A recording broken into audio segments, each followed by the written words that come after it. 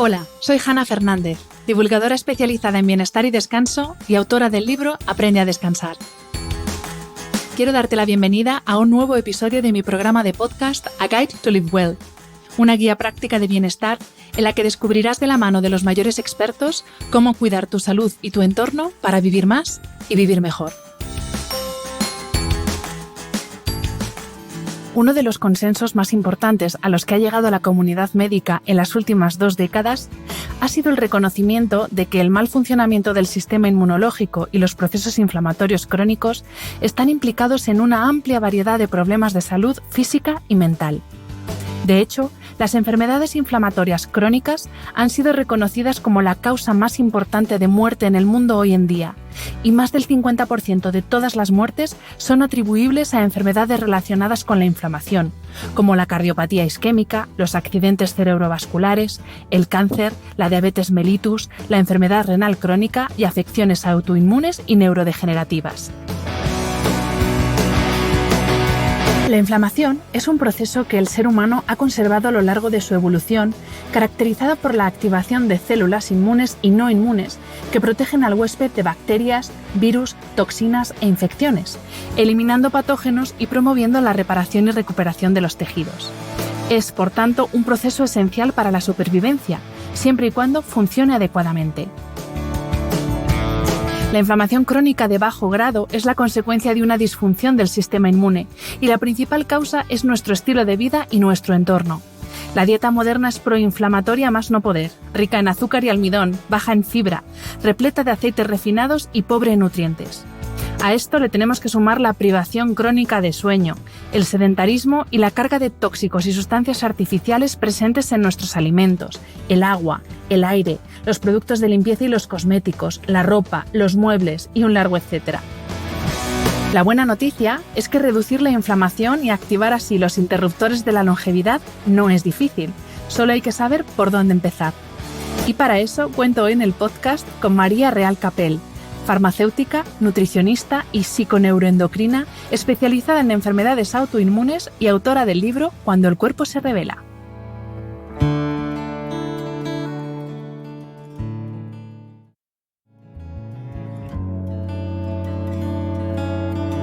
Bienvenida, María, y infinitas gracias por aceptar la invitación a este podcast. Muchas gracias por darme voz, por dar voz a las enfermedades autoinmunes y por estar aquí conmigo. Antes de empezar, te quiero dar la enhorabuena por este libro que es como una Biblia. Hacía mucho tiempo que no veía un libro de más de 400 páginas, más aún un libro de divulgación, Cuando el cuerpo se revela. Enhorabuena porque realmente es alucinante. La cantidad de contenido, la cantidad de referencias es alucinante. Así que enhorabuena antes que nada. Muchas gracias. Y bueno, aprovechando el libro, de lo que vamos a hablar en este episodio precisamente es pues, de enfermedades autoinmunes, vamos a hablar del sistema inmunológico, de inflamación, de envejecimiento, bueno, de muchísimas cosas. Pero lo primero que te quería pedir es que nos explicaras qué es lo que nos inflama. Ya tenemos claro que hay una inflamación aguda, que es típica herida, típico golpe, que eso es sangre ahí para curar, fenomenal todo. Pero luego tenemos la otra inflamación, la de bajo grado, la mala. Y ahí es donde está el quid de la cuestión, porque muchos pensamos en que nos inflaman solo cosas que comemos, pero hay muchas otras cosas. Entonces, ¿qué es lo que nos inflama? Bueno, en primer lugar, decirte que me encanta cómo has formulado la pregunta, porque tú misma has hablado de la inflamación aguda y de la inflamación crónica. Y eso siempre me gusta contestar esta pregunta explicando que la inflamación aguda es la corta, es la que promueve la curación, que sería, por ejemplo, la inflamación que hará ahora mi cuerpo si yo me corto un dedo. Mi cuerpo va a generar mecanismos de inflamación aguda que el objetivo va a ser curar. El problema es con la inflamación crónica, porque así como la primera, la aguda, la misión es curar, la crónica, la misión es liarla y causar problemas. Y entonces hay una serie de hábitos que me pueden causar inflamación crónica. Estos hábitos sería, por ejemplo, una mala alimentación, una alimentación que no tiene suficientes vitaminas, minerales, antioxidantes, omega 3, eso me va a inflamar. Hábitos tóxicos como fumar, alcohol, consumo de drogas, ¿vale? El tabaquismo, de hecho, es un factor súper importante, hay que cortarlo para reducir inflamación. A mí me da mucha pena pacientes que tengo en consulta que lo están haciendo de verdad súper bien. Estamos haciendo un esfuerzo en suplementación dirigida, van hasta el gimnasio, pero no son capaces de cortar el tabaco. ¿Vale? También nos inflama el sedentarismo. Nos inflama el dormir mal, que tú eres especialista en eso. La falta de descanso y la mala gestión del estrés también nos inflama. Nos inflama también la obesidad y el sobrepeso. La exposición a la contaminación, por ejemplo. Entonces se trata tampoco de no volverse loco, ¿no? De hacer lo que yo pueda y ya está. Porque también a veces, claro, el controlarlo todo te va a causar estrés y eso te va a inflamar. Entonces se trata de vivir de la forma más coherente posible y ya está. Y hay épocas que lo vas a hacer mejor y épocas que lo vas a hacer peor. Me ha encantado esto que has dicho porque yo además lo digo siempre porque es verdad que hay temas que, y yo a veces que soy un poco tremendista, y uno escucha cosas y dice, madre mía, es que nos vamos a acabar con la especie humana porque lo hacemos todo mal. Y tú lo has dicho, que a veces ese propio estrés que nos generamos a nosotros mismos, esa autoexigencia de que todo sea perfecto y que todo esté controlado, cosa que es imposible, nos está inflamando, básicamente. O sea, justamente estamos consiguiendo el efecto contrario. Eso es. Evidentemente, para todos los temas de salud tenemos que ir de la mano de un profesional, ya sea un médico o nutricionista, dependiendo de lo que queramos abordar.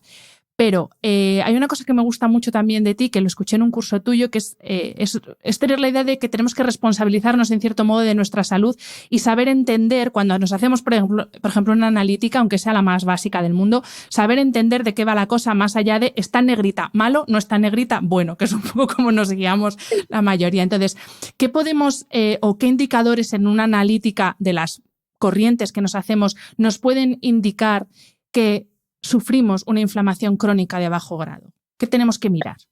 Aquí también, antes de responderte, que recalcar esto que también has explicado, que haya el asterisco o que esté en negrita no significa que esté bien o que esté mal, porque podría estar mal. Por ejemplo, la ferritina, el parámetro de la ferritina va a veces de 10 a 200. A 11 es muy baja y no te saldrá el asterisco porque estás dentro del rango. Pero una ferritina a 11 y más en una mujer nos deben sonar las sirenas. Entonces has hecho muy bien en decir que no porque haya asterisco estará bien o mal. Entonces la analítica siempre hay que mirarla bien en su contexto, ¿vale?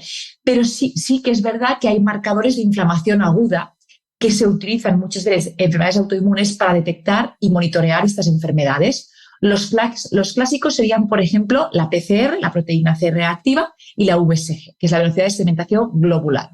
Entonces, estos dos parámetros, si suben un poquito, nos pueden indicar que en ese momento hay más inflamación. Ojo, porque la VSG en mujeres, por ejemplo, se puede elevar un poquito ligeramente con la menstruación, ¿vale? Hay mujeres que les sale a 25, que ya nos saldría efectivamente el asterisco a 25, pero como muchas analíticas las pedimos entre el segundo y el quinto día de la menstruación, le tenemos que preguntar a esa paciente, ¿estabas con la menstruación ese día? Sí, vale, ya está.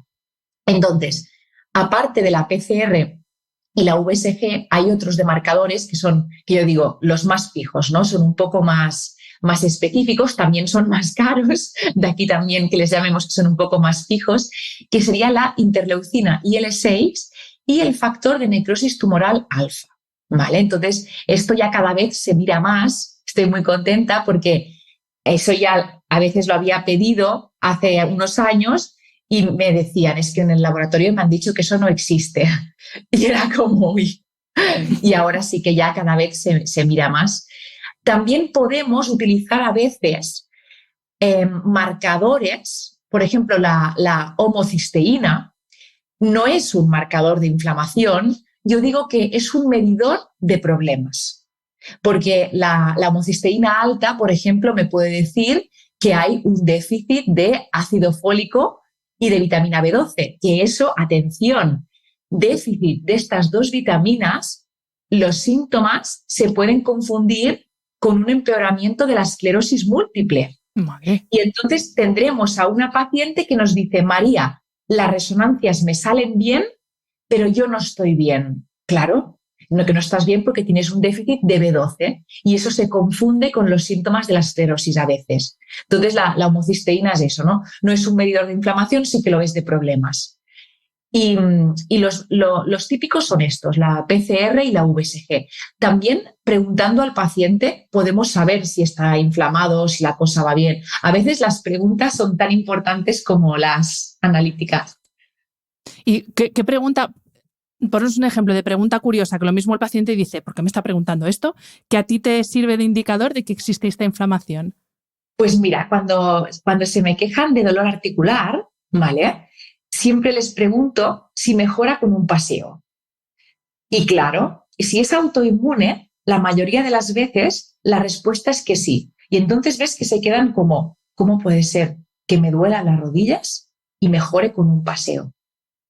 Y hay una serie de preguntas que son mis preguntas de cabecera para decir, uy, pues haremos esto o haremos otra cosa. Porque claro, si le duelen las rodillas y me dice que empeora con el paseo, quizás la cosa no es autoinmune y estamos hablando de, pues podría ser una lesión, podría ser distintas cosas.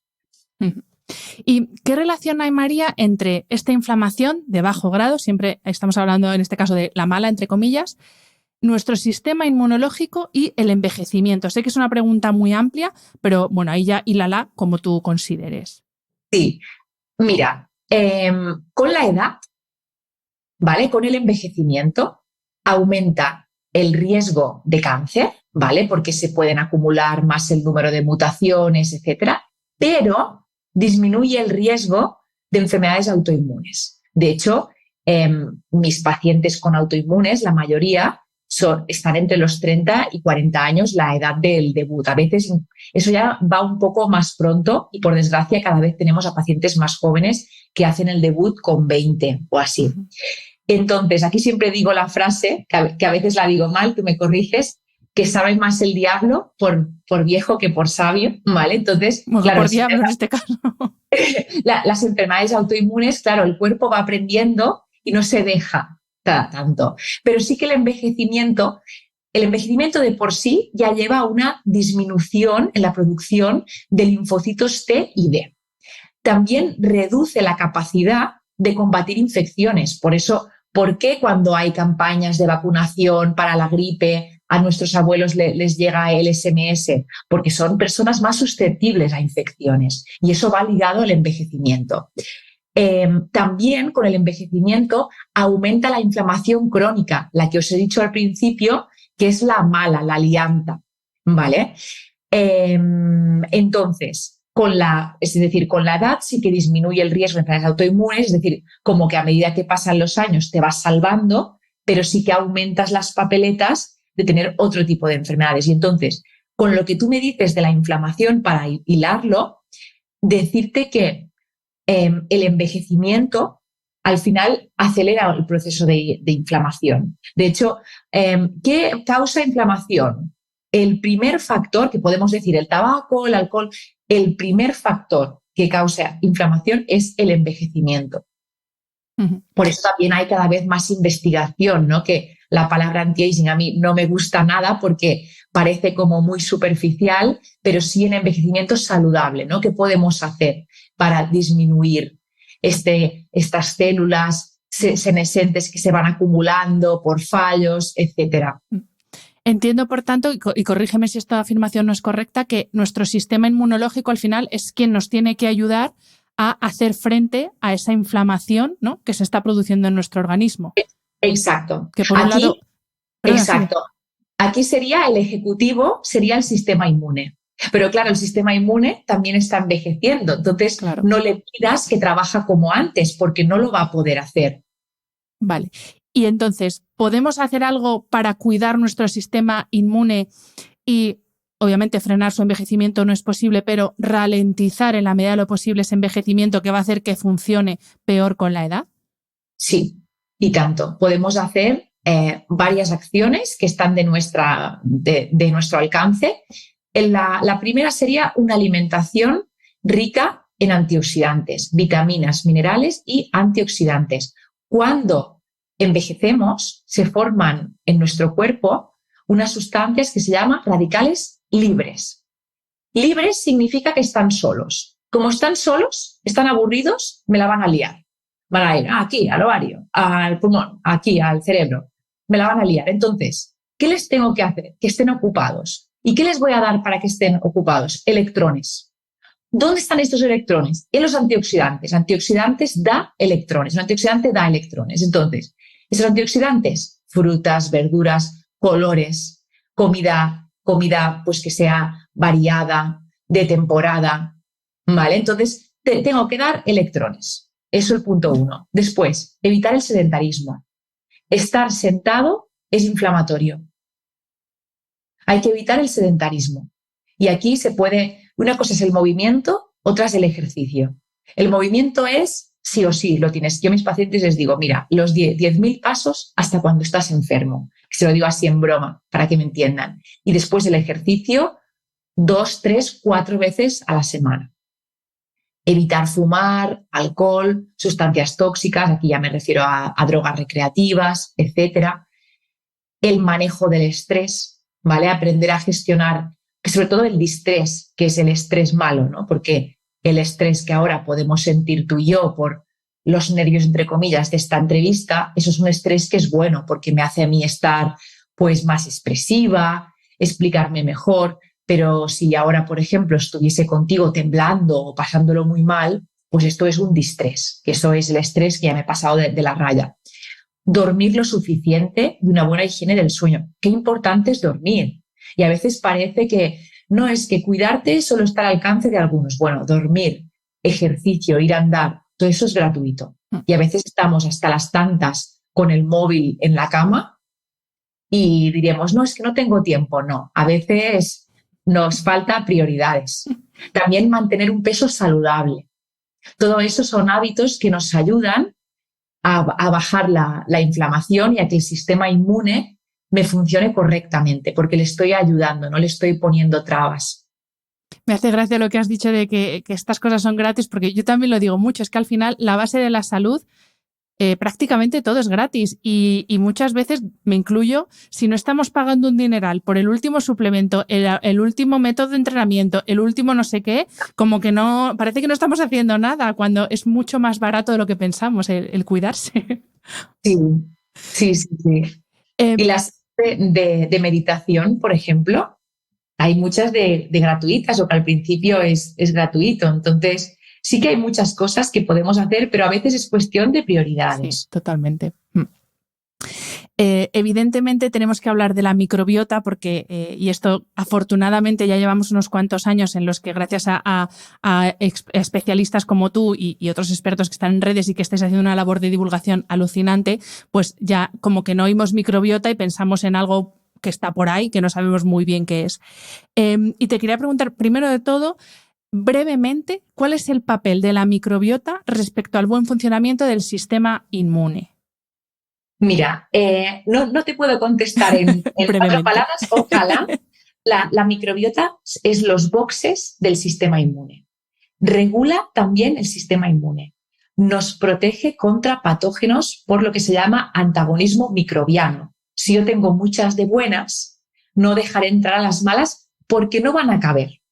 También la microbiota produce metabolitos importantes que regulan el sistema inmune. Por ejemplo, el butirato, que se produce en la microbiota cuando consumo, por ejemplo, ghee o alimentos ricos en almidón resistente de tipo 3. La microbiota entonces produce butirato y eso regula el sistema inmunológico.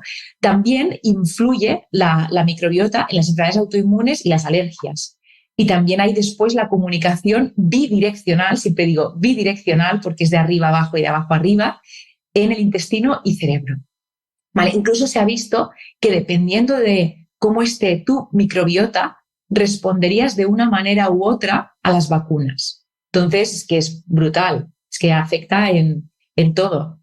Y, perdona, que aquí cuando se habla de la comunicación bidireccional de cerebro-intestino, también se tiene que hablar de la comunicación bidireccional del sistema inmunológico y microbiota, porque más del 80% del sistema inmune está en el intestino. Y entonces en el intestino, ¿qué hay también? La mayor parte de microbiota. Tenemos microbiota en todo el cuerpo, pero donde más, bueno, menos en el cerebro y en el corazón, pero donde más hay es en el intestino. Entonces, claro, dependiendo de las que ya haya allí, tú tendrás una expresión u otra del sistema inmunológico.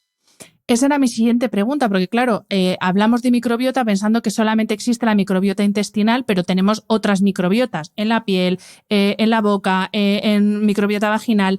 ¿Influyen Exacto. todas estas microbiotas? Porque, por ejemplo, en el libro hablas de la importancia de la higiene bucal para cuidar, entre otras cosas, la microbiota oral. Entonces, ¿son todas igual de importantes? Evidentemente, la intestinal es como la puerta de entrada, por así decir, pero las otras también tenemos que cuidarlas. Son todas importantes y a veces pueden estar relacionadas y a veces no tanto. Aquí me gusta poner el ejemplo del hotel. Tú vas a un hotel de estos tan grandes con 5 tipos de restaurantes y tienes el restaurante de la piscina, el restaurante de italiano, el japonés. La comida es distinta, pero se parece un poco.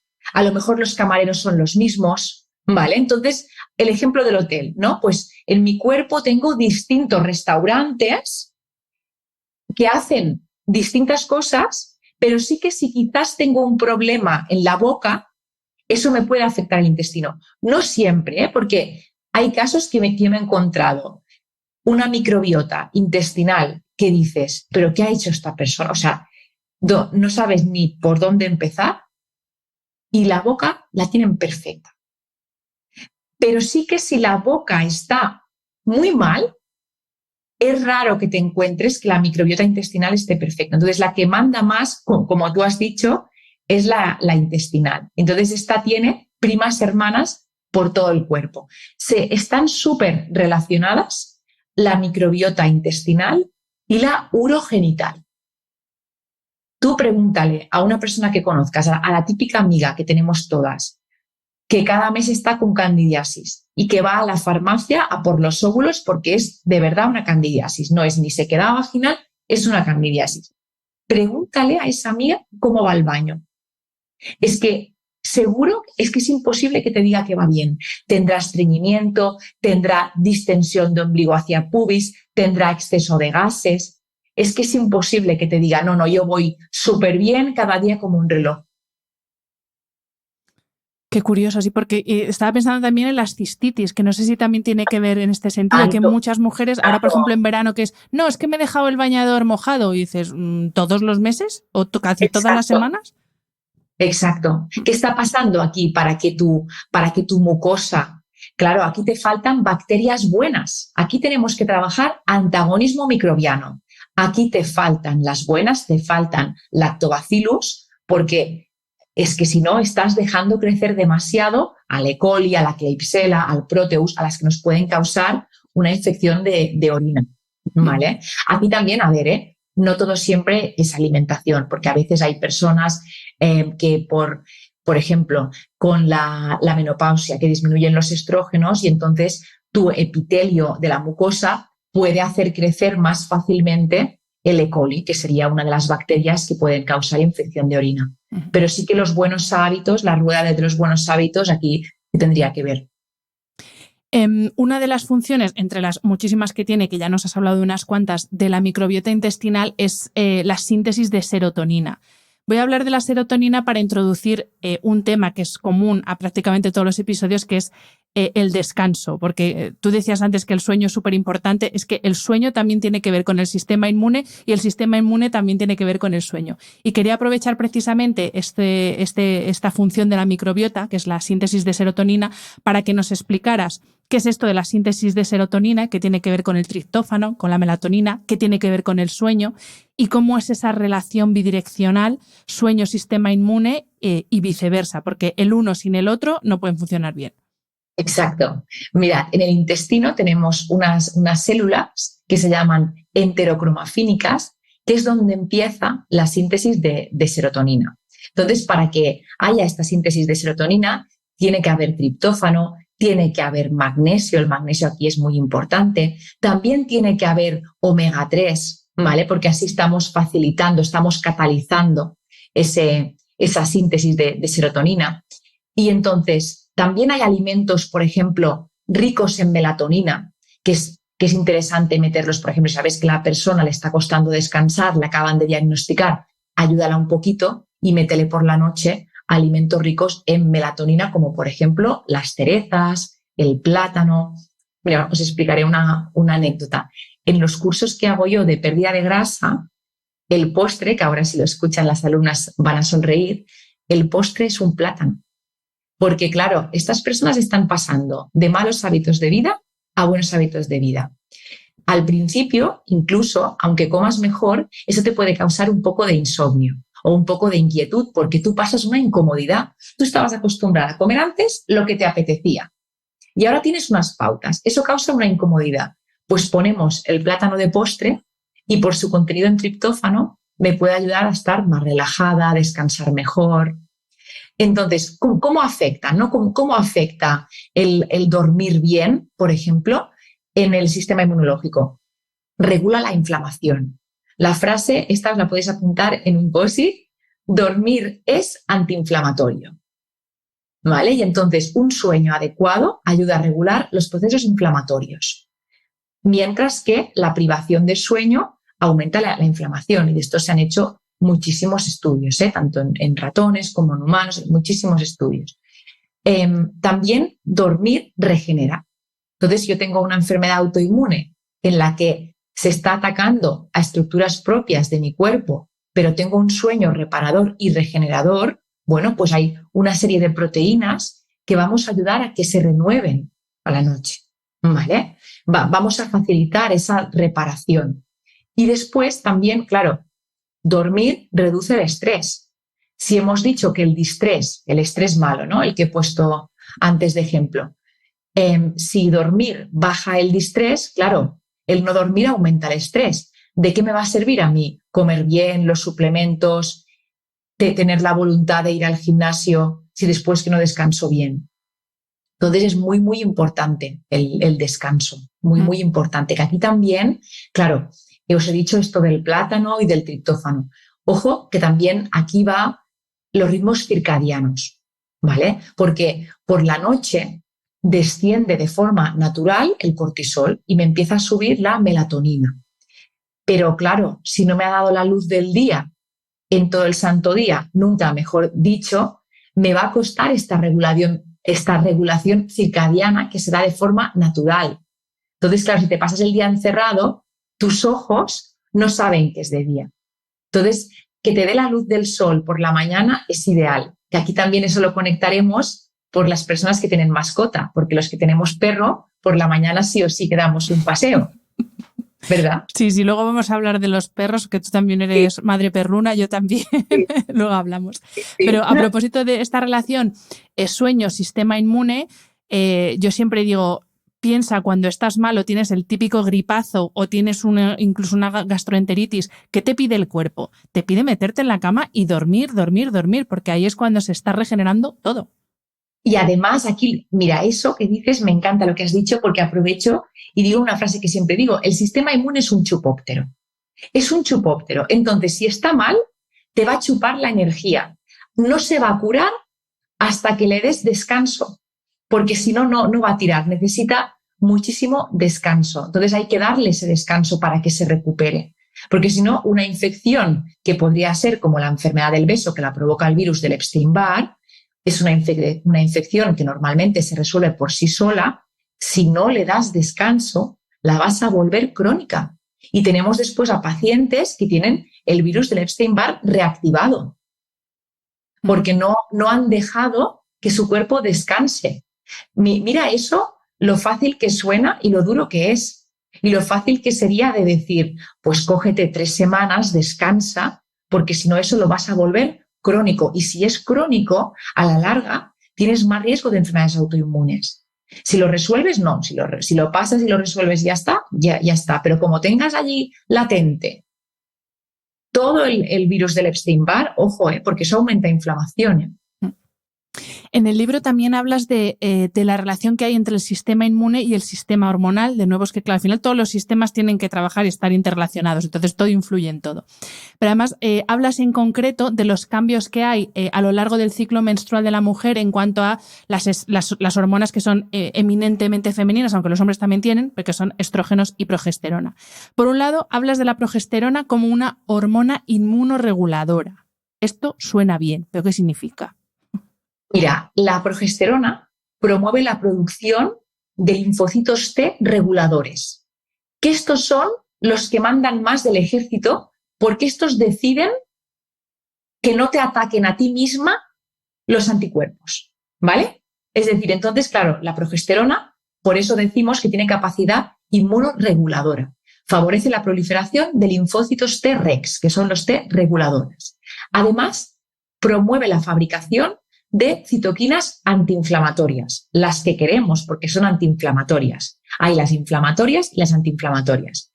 Además, tiene la progesterona de por sí factores protectores de ciertas enfermedades autoinmunes. ¿Por qué? Porque promueve una respuesta antiinflamatoria. ¿Vale? Y en el lado contrario tenemos a los estrógenos que, en este caso, cuando están están presentes en exceso, afectan de forma negativa al sistema inmunológico y además influyen negativamente en las enfermedades autoinmunes. O sea, afectan al sistema inmunológico de mujeres sanas, pero influye también negativamente en mujeres que tienen enfermedades autoinmunes. ¿A qué se debe esto? Pues es los estrógenos y dependiendo del contexto, porque una cosa es la actividad estrogénica y otra la cantidad de estrógenos en sangre. Entonces, los estrógenos pueden afectar a la tolerancia inmunitaria. Si tú pierdes la tolerancia, tienes más riesgo de atacarte a ti misma. Además, también pueden afectar al desarrollo de anticuerpos, de algunos anticuerpos que serían característicos de enfermedades autoinmunes. Entonces, aquí es muy importante ver unos cuantos ciclos de la mujer y también ver la sintomatología. Por ejemplo, en una artritis, que es más fácil de entender, pues quizás los primeros 3 meses después del diagnóstico, si la paciente está menstruando, tendría que anotarse cuando tiene más y menos síntomas, porque esto nos va a ayudar a ver qué podemos hacer aquí para que estas fluctuaciones no sean tan exageradas o cómo podemos ayudar a esta paciente, cómo podemos hacer que esta paciente elimine el exceso de estrógenos. Aquí tendríamos que ver bien el hígado, ¿vale? Entonces eso es muy, muy importante también siempre ir de la mano con los síntomas. Aquí también decir que algunas mujeres con enfermedades autoinmunes, llegada a la menopausia, mejoran y otras empeoran. Esto es como el embarazo en enfermedades autoinmunes. Hay pacientes que te dirán, hay pacientes que me dicen, María, yo ahora me voy a dedicar a tener hijos porque nunca he estado tan bien. Y hay otras que fatal. Entonces aquí también vemos, y eso lo estamos estudiando, que hay una susceptibilidad genética a las hormonas. Hay personas que les afectan más y menos. Yo creo que todavía que tenemos que estudiar más para qué pasa, ¿no? Porque no hay una regla exacta. ¿Por qué el posparto a algunas les sienta fatal y a otras no? Has mencionado ya varias veces a lo largo de la entrevista enfermedades autoinmunes. Yo lo he hecho en la pregunta anterior. El subtítulo de tu libro, de hecho, es Aprende cómo vivir plenamente con una enfermedad autoinmune. Y pregunta que lo mismo te la tenía que haber hecho al principio de todo, pero bueno, la hago ahora. ¿Qué es una enfermedad autoinmune? Y sobre todo, ¿es lo mismo una persona inmunodeprimida que una persona que sufre una enfermedad autoinmune? No. Mira, sí que algunos tratamientos para enfermedades autoinmunes te pueden causar un estado en el sistema inmunológico de inmunosupresión, ¿vale? Pero no siempre es lo mismo. Mira, una persona con enfermedades autoinmunes es una persona que presenta un problema en su sistema inmune, donde su sistema inmune, en vez de atacar estructuras externas, como podría ser un COVID o un enterovirus o un patógeno, me ataca a mí misma. Si me ataca a la glándula del tiroides, voy a tener un hipotiroidismo de Hashimoto. Si me ataca a la membrana sinovial de las articulaciones, voy a tener una artritis. Si me ataca a las vainas de mielina del cerebro y de la médula, voy a tener una esclerosis múltiple. Entonces, de esta manera podemos catalogar distintas enfermedades autoinmunes, que hay más de 80, Hay más de 80. Entonces, una persona inmunodeprimida es que tiene menos células en su sistema inmunológico y entonces que tiene menos cantidad de neutrófilos, de linfocitos, pero no siempre una persona inmunodeprimida, el sistema inmune le va a atacar a sí misma. Pues una persona inmunodeprimida va a tener más riesgo de tener enfermedades, pero no se ataca a sí mismo. Uh-huh. El autoinmune se ataca a sí mismo porque tiene un problema de reconocimiento. Se piensa que la glándula tiroides es una amenaza y la ataca, uh-huh, porque el ejército no está bien regulado. Que los que regulan el ejército es los que he dicho antes, que se llaman linfocitos T reguladores, ¿vale? ¿Y una persona inmunodeprimida es siempre, o sea, de por vida inmunodeprimida, como las personas que desarrollan estas enfermedades, o en ese caso sí que es una condición reversible? En algunos casos es reversible, en otros no. Por ejemplo, si estamos hablando de una persona inmunodeprimida porque le acabamos de poner un tratamiento biológico, pues va a estar los 6 meses, hasta 8 meses, pero una vez le quitas el tratamiento, hay un periodo de washout del tratamiento que significa que se sigue eliminando, que te va a durar 8 meses como máximo. Y después ya tú estás como estabas antes, porque ya no hay algo que deprime tu sistema inmunológico, pero sí que hay enfermedades que por sus características tendrás siempre unos niveles más bajos en el sistema inmune, pero que por eso hay un montón de tratamientos. Una enfermedad así, por ejemplo, sería el virus del SIDA, virus del SIDA, pero por eso hay un montón de tratamientos que hoy en día han avanzado muchísimo y los pacientes con tratamiento adecuado pueden hacer una vida muy llena y satisfactoria. Uh-huh.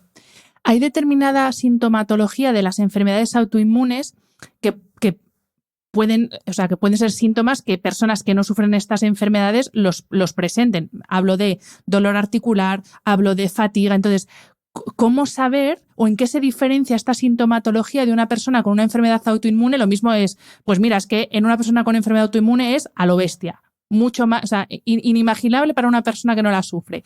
Pero es por saber, porque yo, por ejemplo, tengo dolor articular, pero sé que no tengo enfermedad autoinmune. Entonces, ¿cómo diferenciamos? ¿En qué se diferencia la sintomatología entre una persona con una enfermedad autoinmune y una que no la sufre?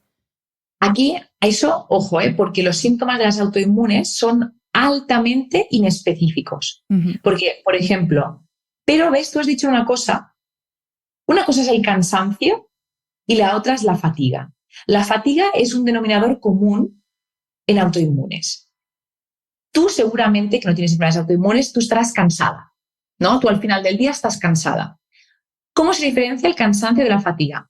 El cansancio mejora con el descanso. La fatiga no mejora con el descanso. El cansancio se puede justificar con algo, es decir, estoy cansada porque he ido a IKEA, he montado muebles, he hecho 1000 cosas. Claro, estoy cansada por eso. La fatiga no tiene explicación. Quizás me estoy vistiendo y me entra fatiga y son las 8 de la mañana. He dormido bien porque he dormido mis 8 horas y me estoy vistiendo y me está entrando una cosa que me tengo que tumbar. Eso es la fatiga, que no se puede justificar con algo. No has ido a IKEA, no has montado muebles y tienes que no te aguantas, fatiga. Entonces, también depende de cómo. Otro síntoma, aparte de la fatiga, podría ser el dolor articular. Pero claro, el dolor articular, por ejemplo, si mejora con un paseo, aquí sí que hay inflamación, si mejora con un paseo. También ver el tipo de dolor. Y también eso depende de la persona, porque yo he tenido pacientes que no tenían los síntomas de un debut y que han empezado de golpe con hormigueos y no están ni cansados ni tienen fatiga. Sí que también vemos problemas intestinales. Siempre hay alguna cosita, siempre hay estreñimiento, diarrea, siempre hay algo en el intestino que no les funciona muy bien. Pero claro, aquí hablar de síntomas para saber si tienes una enfermedad autoinmune, claro, es muy complejo y engañoso, porque son tan inespecíficos. Quizá por eso es tan complicado a veces diagnosticarlas, ¿no? Porque evidentemente es que es súper inespecífico. Y aparte, dos personas con la misma enfermedad pueden presentar una sintomatología totalmente diferente. Totalmente distinta. Y es lo que dices, que el diagnóstico a veces puede tardar. Bueno, yo he tenido pacientes que les ha tardado 7 años un diagnóstico. Cuando reciben el diagnóstico de una enfermedad con nombre horrible, ellos lo reciben como un alivio, porque por fin ya saben lo que les pasa. Entonces, para que veáis que eso es muy, muy complejo.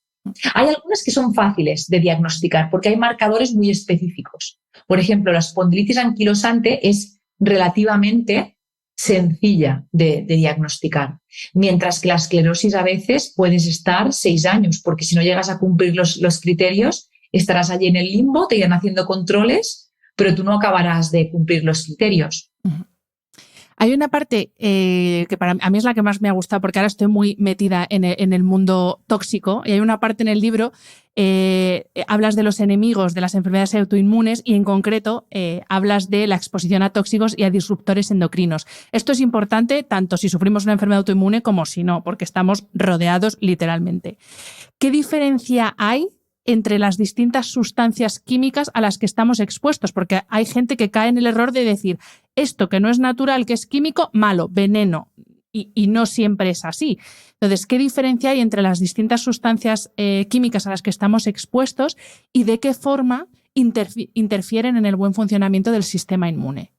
Mira, el problema de los disruptores endocrinos, en este caso, ¿vale? Como podría ser el bisfenol A, que ya sabemos que es un disruptor endocrino, es complejo y depende de muchas cosas cómo afecta a nuestra salud, como por ejemplo del tipo y nivel de exposición, de la edad de la persona, del sexo. A las mujeres nos afecta más que a los hombres, también de la susceptibilidad genética, lo mismo que he dicho con las hormonas. Entonces, aquí, y eso lo explico en el libro, podemos caer en la alarma, en el estrés.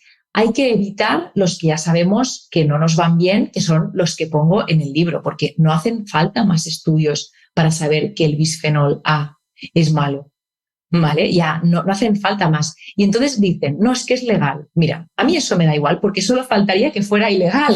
Es que solo faltaría que fuera ilegal. Eso de que si es legal es bueno, eso es un error total. Que sea legal no significa que es bueno, porque ya llevábamos años diciendo el dióxido de titanio no es bueno. Nos llamaban de todo, alarmistas, de todo. Bueno, pues la EFSA el año pasado prohibió ya el dióxido de titanio. Entonces, no hace falta, no esperes a que prohíban algo. Entonces, llevar un estilo de vida lo más natural posible, a mí no me parece ningún tipo de exageración. Si podemos utilizar conservantes que no tienen tanta mala fama como otros, oye, pues le metes un tocoferol, que es vitamina E, el tocoferol, que puede actuar como conservante y ya está. Y si no, yo siempre digo, y si no, si dicen que están seguros, que lo consuman ellos. Pero aquí, entre nosotros, no lo vamos a consumir. Y porque si hay alternativas, ¿por qué empeñarse en decir, no, es que seguro, es que todavía que no está prohibido, es que todavía que no está prohibido? Bueno, ¿y qué? A mí eso me da igual, porque yo voy a mirar por mi salud y la de mis pacientes. Entonces, claro, aquí también la contaminación, por ejemplo. La contaminación es toxicidad. Y aquí lo que hablo en el libro de los tóxicos es del efecto cóctel. Porque imagínate, ¿no? Voy a poner un ejemplo. Me pongo 3 litros de colonia a diario con todo el fenoxietanol, con todo lo que te puedas imaginar. ¿Cómo actúa en mi piel cuando salgo a la calle en contacto con el monóxido de carbono, el dióxido de carbono? ¿Cómo actúa eso? Porque eso reacciona y eso que no se ha estudiado. El efecto cóctel de cómo reacciona todo. O cómo actúa los aditivos, porque los aditivos están estudiados, solo uno. Toxicidad en aspartamo, toxicidad en tal. Vale, pero ¿cómo actúa el aspartamo con los nitritos, con los nitratos? O sea, ¿me explico? Ese es el efecto cóctel. Entonces, yo creo que tenemos que optar para más simples, o sea, algo más simple, lo más natural posible, que eso que dices natural, que no significa que sea bueno, porque la cicuta es natural, la cocaína también, que porque viene de una planta, la heroína también, pero sí que hay que vigilar un poco, porque con el tema aditivos alimentarios, por ejemplo, los aditivos están hechos solo para la industria, para aumentar, pues para que el alimento sea más palatable, para que aguante más tiempo envasado y así que no caduque y que ellos puedan tener más tipos de beneficios. Entonces, que aquí también corremos el riesgo de como antes, ¿no? Que si lo queremos hacer perfecto, que no vamos a vivir, pero sí que podemos hacer cosas. Mira, por ejemplo, una cosa que podemos hacer ya, escuchando este podcast y desde hoy, pon plantas en casa que te limpian el aire. ¿Y cómo es la actuación de esos tóxicos o esos disruptores cuando llegan o cuando entran en contacto con el sistema inmune? ¿El sistema los percibe como si fuera un virus que tiene que atacarlo o cómo es esa interacción?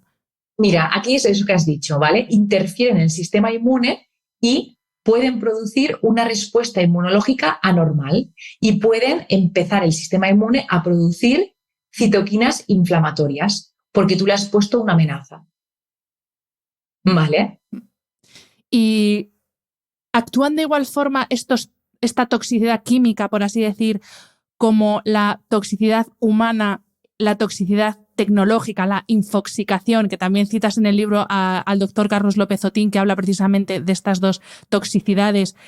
¿Afectan también de igual forma a nuestro sistema inmune? Porque a veces pensamos solamente en eso, en el químico, en el conservante, en el no sé qué, pero también la toxicidad humana y la toxicidad de información y de cantidad de estímulos y de inputs constantes que recibimos también afectan al sistema inmune.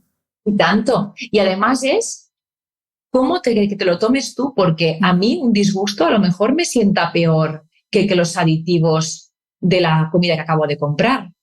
Y entonces aquí de que dependiendo de cómo, los límites, o sea, importantísimo poner los límites, alejarte con amor de las personas que sabes que no te va bien, porque si a veces quedar la tarde con una persona que te estresan, que dices, no, es que a mí esta persona me produce inflamación, porque es que me pone a 1000 o porque me hace tal cosa que no me gusta. Pues hay que alejarse con amor. Y también algunas conductas que nos hacen daño, entonces hay que identificar lo que a ti, porque a lo mejor, mira, a lo mejor alguien que nos escucha y dice, mira, yo eso de dormir 8 horas, yo con mis 6 horas voy súper bien. A mí lo que me afecta más es el deporte. Si yo dejo de hacer mi deporte, me encuentra mal. Aquí cada persona, yo digo, coger papel y boli y observarte, porque a lo mejor lo que me va bien a mí, a ti no. ¿Vale? Entonces eso es muy importante. La toxicidad humana lo vi en el libro y me encantó y dije, qué necesario, ¿no? Porque imagínate, ¿no? Un ejemplo mío. Me gasté el año pasado un dineral en todas las sartenes, todos los utensilios de cocina, sin nada de tóxicos. Claro, si después tengo en mi vida a gente tóxica que no me sirve de nada, que de qué me sirve después tener un estilo de vida que saludable y después hay 4 personas que tengo en mi entorno que se dedican a hacerme cosas que no me gustan, etcétera. Pues lo que tengo que hacer también es alejarme de estas personas y poner unas barreras. Mira, creo que la frase es de Einstein, pero no lo quiero asegurar porque no lo tengo claro. Es que a mí mi marido me la dice muchas veces y aprovecho para hablar ahora de las mascotas, que es: cuanto más conozco al ser humano, más quiero a mi perro. Y a propósito de esto, de que es verdad que hay veces que te aporta mucho más tener una mascota y pasar tiempo con tu perro que con determinadas personas. Permitidme la broma. Sí. Pero esto no, eso que no es ninguna broma, eso es una realidad. Pues es que esto me viene muy bien para hablar de algo que ya introducías antes, que es lo bien que le viene a nuestro sistema inmune tener una mascota. Pero claro, aquí nos vale cualquier mascota, o sea, un perro, lo tengo claro, una iguana también, o sea, ¿por qué nos es beneficioso? Ahora hay gente que me escucha que dirá, claro, ella contesta tan a favor de los perros que porque tiene un perro. A ver, a mí me gustan todos los animales, yo tendría hasta un cocodrilo, si se pudiera, ¿vale? O sea, a mí me gusta que todo. Pero sí que el perro, como el perro lo paseamos y entra microorganismos del exterior al hogar, sí que es el animal de compañía que más me incrementa la diversidad microbiana. ¿Vale? También, como es un animal que tenemos que pasear, claro, pasear igual a movimiento, ejercicio cardiovascular. Es que anda, bueno, tú que tienes también a perros, ¿no? Anda sí. Que no incrementa el movimiento a la que te llega un perro a casa. Porque entre que lo tienes que perseguir por si no sé qué, que le tienes que pasear mínimo 3-4 veces al día, que le tienes que pasear. Entonces, claro, el metabolismo, aquí hay un cambio en el metabolismo. También reduce el estrés, mejora el bienestar emocional, pero aquí también digo, te tienen que gustar los perros, porque si yo te digo eso y no te gustan, no, porque incluso podría pasar algo que no queremos, como que el animal acabe abandonado. ¿Vale? Entonces aquí te tienen que gustar los perros. Si a ti no te gustan los perros, esto no es para ti. Tú vas a hacer otras cosas, pues el descanso, otras cosas. Pero si te gustan los perros, hombre, es una buena oportunidad, ¿eh? Sí, doy fe que nosotros desde que tenemos a los perretes en casa es que no nos hemos vuelto a poner malos. Pero nada, o sea, absolutamente nada. Lo dice así de veces y no lo puedo decir porque como no hay base científica en eso, pero es que es verdad. Bueno, pero es como cuando a los niños pequeños les dice, pero déjale que juegue en el suelo, no le tengas como en un laboratorio. Pues claro, sí, sí. Y además también aumenta la vida social con personas afines a ti, porque yo, por ejemplo, me conozco a todos los perros del barrio y a los nombres de los dueños y sé de qué trabajan y de lo que hacen y no sé qué, porque claro, pues como te conoces de los paseos, acabas hablando y tienes un montón de cosas en común para hablar. Sí, sí, totalmente. Vamos, yo también me sé más los nombres de los perros que de los dueños, pero sí, yo me conozco, sé dónde vive cada uno en el pueblo por los perros que tienen. ¿Ves? Pues María, para ya enfilar la última parte de la entrevista, nos quedan unos minutos, pero quería que esta parte fuera un poco más personal porque algo que tú compartes en el libro, aparte de una cantidad de información y ciencia pura que es alucinante, es tu propia experiencia personal con la enfermedad autoinmune. Entonces, para terminar, te quería pedir dos cosas. Lo primero que te quiero pedir es, para las personas que conviven con alguien que tiene una enfermedad autoinmune, ¿qué no decirles? Porque hay esas típicas frases de hay enfermedades peores, podía ser un cáncer, o pues come mejor, come ecológico, o sea, típicas frases que la persona que lo escucha debe decir, ¿me estás tomando el pelo? Entonces, ¿qué es lo típico que solemos decir con toda la mejor de las intenciones, pero que es mejor que nos callemos? Aquí el problema es que pensamos que tenemos que decir algo y a veces no tenemos que decir nada y prestar nuestro apoyo, nuestra compañía. No hace falta que decir nada, porque todo lo que puedas decir entonces, ¿qué vas a decirte? Porque es que y todo va a ir bien, es que no lo sabes si todo va a ir bien. Entonces, en el libro hay un capítulo que lo dedico a cómo podemos ayudar de verdad a personas con enfermedades autoinmunes. ¿Vale? Y entonces, por ejemplo, una cosa que podemos decir, mira, si tienes que cambiar tu estilo de alimentación, no te preocupes, que a mí me encanta todo tipo de restaurantes, iremos donde haga falta, ya está. Porque si encima le empiezas a poner trabas de, ay, y ahora ya no podemos ir a tal sitio, ¿y dónde vamos a ir? Déjala. Yo iré contigo donde haga falta, como si tenemos que tomarnos un aguacate en Plaza Cataluña, da igual. Después, estar allí, porque a veces en vez de decir frases, no, ve a buscarle después de una resonancia magnética, ve a buscarle después de una analítica y le invitas a desayunar. ¿Vale? Son cosas que podemos hacer realmente. Y también, cualquier cosa estoy aquí. Esas frases vacías. Si tú estás aquí, lo tienes que demostrar con hechos, porque eso de cualquier cosa estoy aquí, no. Ya, queda muy bonito, pero ya. Sí, hay cosas que podemos hacer y a veces no hace falta que decir nada, abrazar a la persona, ¿vale? Y la otra cosa que te quería pedir, ¿qué es lo que te ha ayudado a ti, en este caso como paciente, y que quizá ayude a personas que nos estén escuchando, que estén en esa misma situación, a mantener el optimismo a pesar de las circunstancias, a ser optimista y pensar que sí, que se puede vivir con plenitud y se puede tener una buena calidad de vida a pesar de tener una enfermedad autoinmune? Pues mira, a mí me ha ayudado, y todavía estoy en ello, aceptar, porque ¿qué cuesta aceptar la incertidumbre. Y porque yo era una persona que me gustaba tenerlo todo súper controlado, tener mis esquemas de vida, pues a los 30 eso, a los 35 eso, a los 40 eso. Y entonces aceptar la incertidumbre. Entonces pensar que hay cosas que no las puedo controlar, yo puedo controlar una serie de cosas y hay cosas que no las puedo controlar.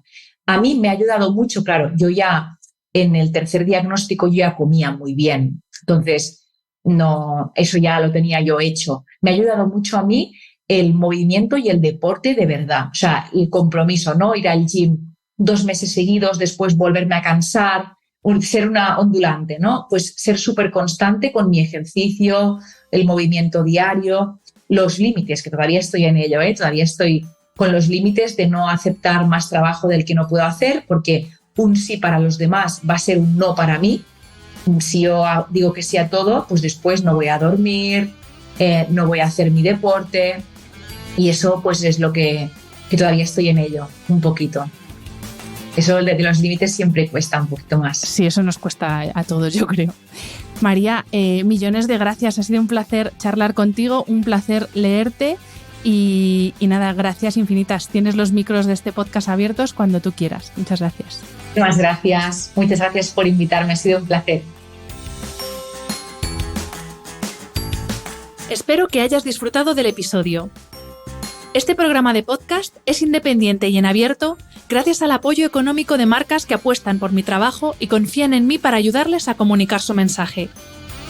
Los expertos que aceptan mi invitación a intervenir en este programa no tienen ningún tipo de vinculación con dichas marcas a menos que se especifique lo contrario. Y todo el contenido de mi podcast, página web y redes sociales que haya sido patrocinado irá acreditado como tal. Gracias por ayudarme a que este proyecto siga siendo viable e independiente visitando la web de mis anunciantes, dejando reseñas, comentarios y valoraciones en las distintas plataformas de reproducción y compartiendo mi contenido en tus redes sociales. Mil gracias por estar al otro lado. Nos escuchamos en el próximo episodio.